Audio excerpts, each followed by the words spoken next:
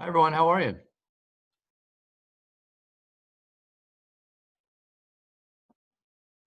Ben and Sam, thanks for showing the visual. It's nice to actually look at people that you're talking to. Um, just a few updates, and I will just dive in. So there's 1,379 cases, positive COVID-19 cases that have been identified in the city of New Haven, and 49 fatalities today. Um, English Drive. So the city has gotten a number of requests to close down some streets to the public or to vehicle traffic. And this is something that we've seen around the nation being done in cities that are congested, where people don't have as much of an ability to conduct social distancing on sidewalks, staying 6 feet apart from each other, and we've seen a increase in activity in parks as well. And so we've had some conversations about a way to test drive this, or let's say test walk this in New Haven, and decided to close down Farnham Drive and English Drive in East Rock Park temporarily to determine and to close it down to vehicle traffic, so it would be only open to pedestrian traffic to allow people to walk on those roads during the day. The roads will be closed all the time, not just during the day. And that would allow more people to, instead of using the trails, which are more narrow, walk through the park on the street itself. We're likely going to either start implementing this and close the roads down tomorrow or Monday. Our team is working to figure out some of the final logistics on it to move forward on that. If it works out well, we can always explore the other options in the city, and if residents are interested in this. If we find that it is problematic for any reason, we'll just open up the streets again. But we figured it's a nice way to allow more people to walk outside, but be safe as well, because they'll be practicing social distancing. We don't have any new updates as far as nursing home numbers. There's been no major changes. I did want to note that the Department of Public Health at the state has started sharing those numbers, and people can find those numbers on the Department of Public Health's website as well. That's correct, Director Blank. Is that right? Yeah. And the final thing is I wanted to share an update on our budget for fiscal year 1920, so the fiscal year we're currently in. We are at the moment projecting a $15 million deficit, and the majority of that deficit is because of COVID-19, and in particular because of a loss of revenues. We've lost a significant amount of tax dollars because typically this time of year, we're able to collect a lot of delinquent taxes through a variety of means that we're currently unable to collect as aggressively. So those numbers have gone down significantly. We've also seen our building permit fees reduced and our parking meter and parking ticket revenue reduced significantly. The other major driver of that is the New Haven Public Schools deficit that existed before the crisis and has gotten somewhat better or reduced some in combination of the efforts of the leadership of Dr. Tracy and Phil Penn, the CFO, and through some savings related to COVID-19. That $15 million deficit is very significant. As you can imagine, we're having a lot of conversations inside City Hall about how to address that situation in the next several months before the end of the fiscal year. We believe we'll be able to regain a significant chunk of this lost revenue in the next fiscal year, because in particular with building permit fees and lost tax revenue, we will be able to, we believe, pursue the lost tax revenue in the typical ways that we we do when we're not in this type of crisis. And we are also quite optimistic that building will start up again once we're beyond this crisis. So we believe on those two categories, we'll be likely next year to regain some of the ground that we are losing this year.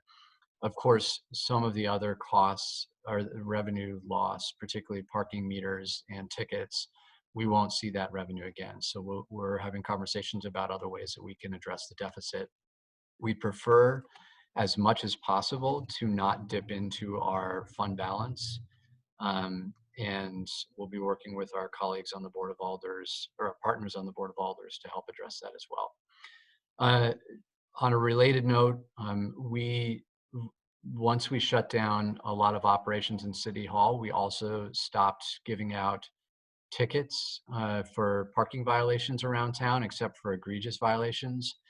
We will be starting to do parking enforcement in a serious way, not this coming Monday, but next Monday.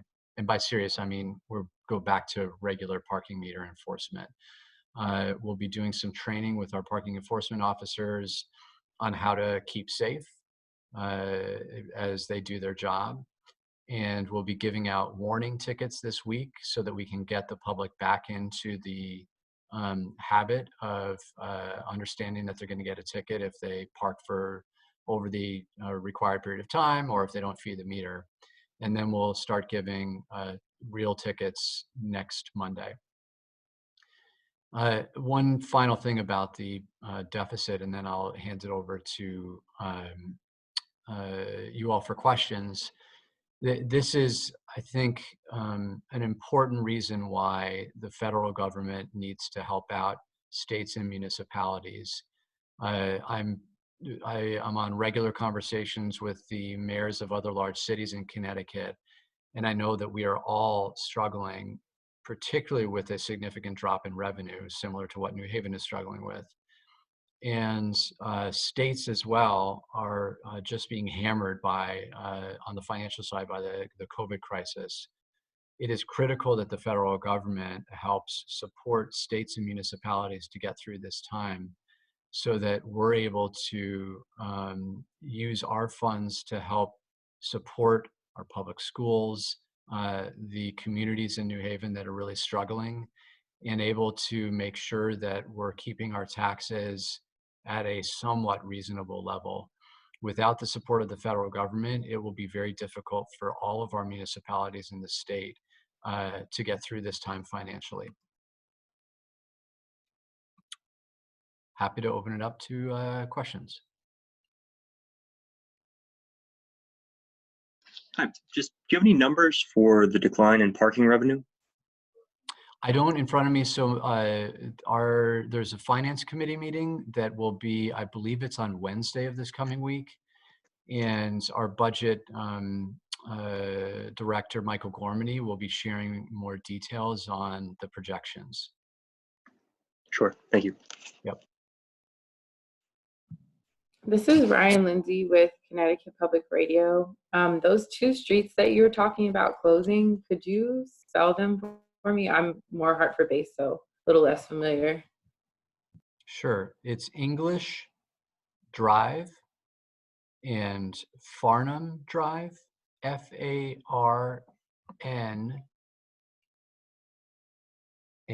hang on, I don't even know how to spell it. F-A-R-N-A-M. There's no H in there. And they're in East Rock Park. Thank you. You're welcome. Gage, if you share my screen, I can show the press where this is exactly. If you let me share my screen. Thank you. So this is East Rock Park, and we're looking to close from about here, this section here, so this whole stretch along here up to what is the main entrance to the park along this section.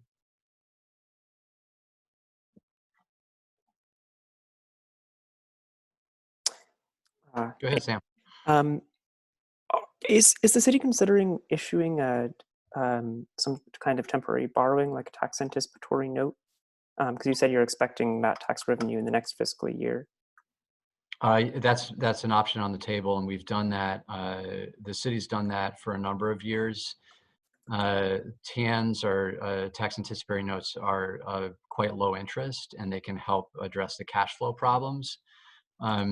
We're also considering this option because of the tax deferral requirement from the state. If you'll recall, the state has given municipalities the option to do low interest or provide basically a low interest rate if people want to pay their taxes late, or a tax deferral program for if people wish to pay their taxes 3 months late.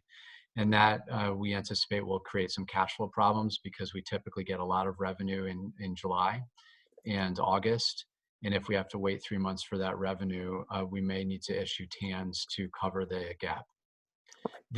My understanding is that the fiscal impact of TANs is not incredibly significant because the interest rate on them is so low and we pay them back so quickly that in the grand scheme of things, it doesn't have a huge impact on our overall budget. I see. And is New Haven doing the tax deferral or the lowered interest rate?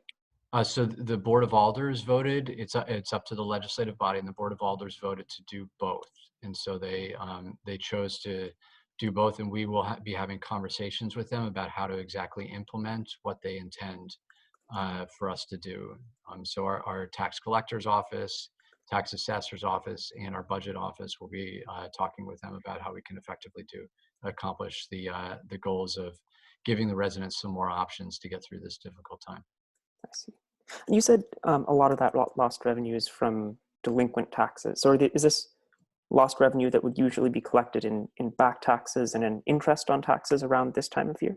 Correct. So typically people pay their taxes in July and August. A lot of taxes are paid through escrow, and so those payments generally are much more reliable because they're a part of an individual's mortgage.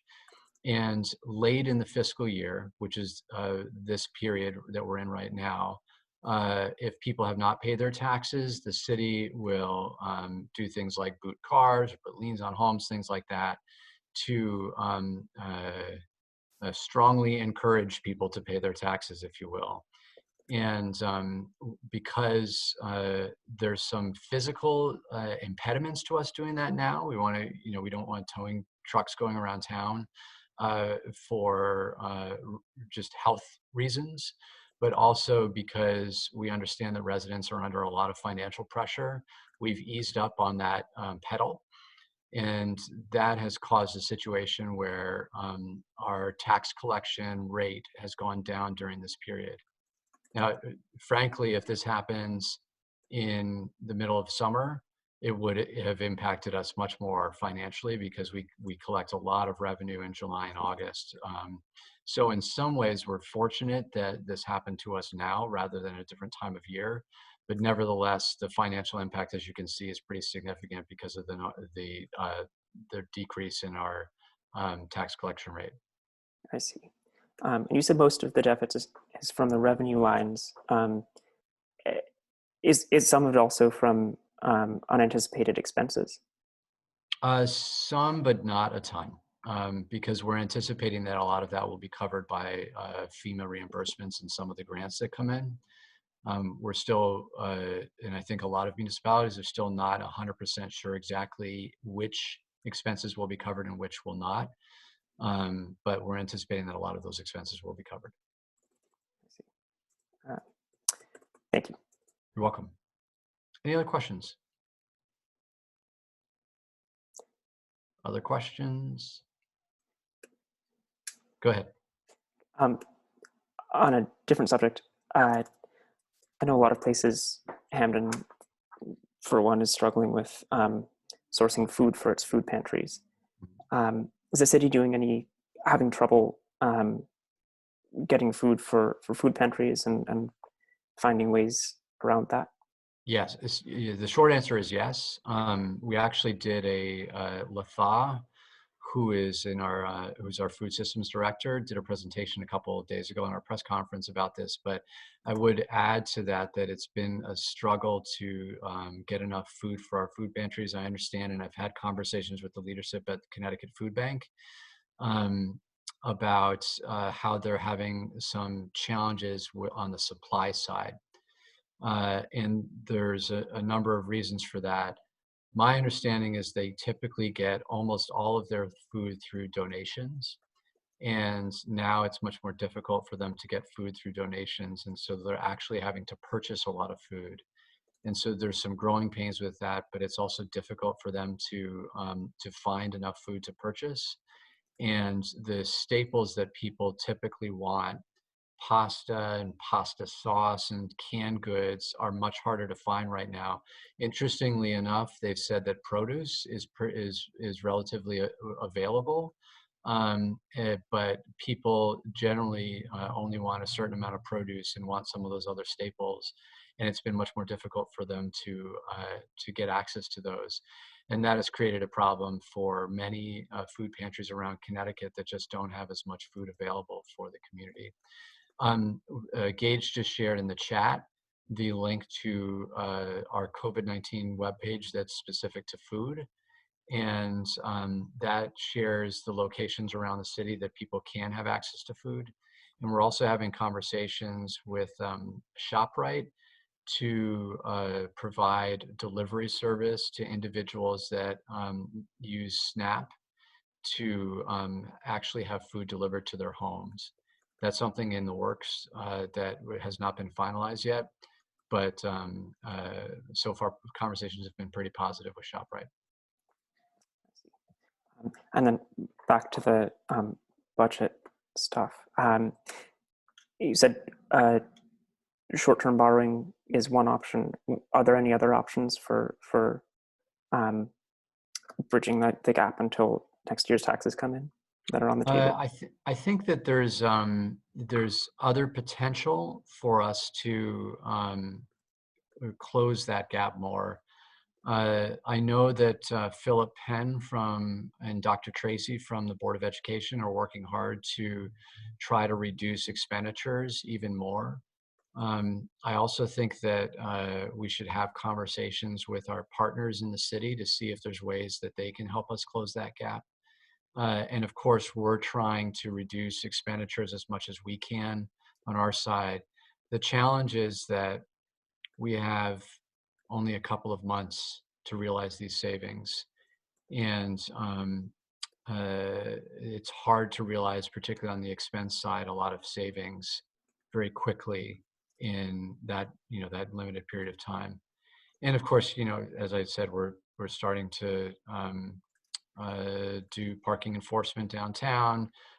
We want to think more creatively about how to encourage people to pay their taxes before year's end. So we're having conversations about different strategies around how to do that. Thank you. You're welcome. Any other questions? All right. Well, thanks everyone. We're going to take off from our press conference tomorrow, so we'll reconnect again on Monday. Of course, if anyone has any questions, you know how to track us down. Thank you. All right, take care.